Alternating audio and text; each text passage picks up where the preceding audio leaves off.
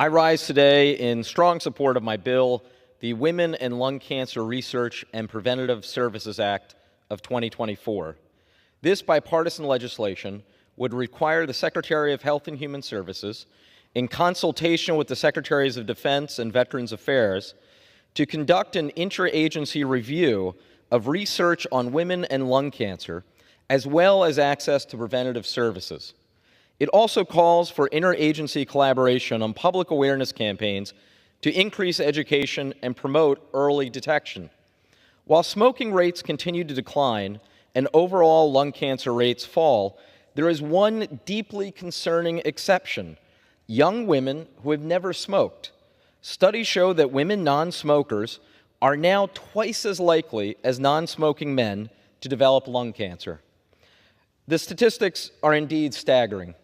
According to the American Cancer Society, 162 women in the United States die of lung cancer every single day. That's about one woman every 8 to 9 minutes. In 2024 alone, an estimated 59,280 women will lose their lives to this disease. Lung cancer remains the leading cause of cancer deaths among women, and we must do far more to address it. This bill is about solutions. By increasing access to preventative services and public awareness, we can lower the prevalence of lung cancer among women. Mr. Speaker, despite progress in preventing and treating lung cancer, disparities persist. Women continue to see slower declines in lung cancer rates as compared to men.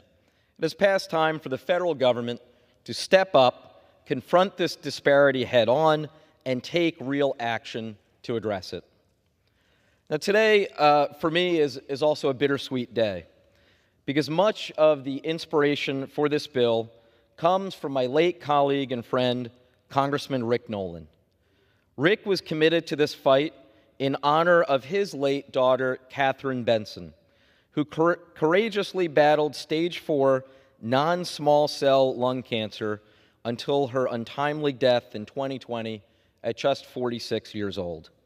Katherine is survived by her husband and 4 children, and her legacy continues through this effort.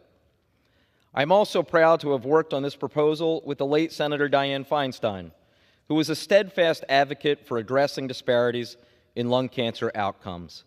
Senator Feinstein and I first introduced this legislation together in 2016, and her dedication to improving the lives of women impacted by lung cancer will never be forgotten. I also want to thank my friend and fellow Pennsylvanian, Congressman Brian Fitzpatrick, for co-leading this effort from across the aisle. Finally, I am grateful to the members of the Energy and Commerce Committee for helping advance this bill on both sides of the aisle, especially my good friend Brett Guthrie. Mr. Speaker, in closing, this is a common-sense, bipartisan proposal to save lives and close a glaring disparity in health care. I urge my colleagues to support H.R. 4534 and stand with the countless women and families impacted by lung cancer. Thank you, and I yield back.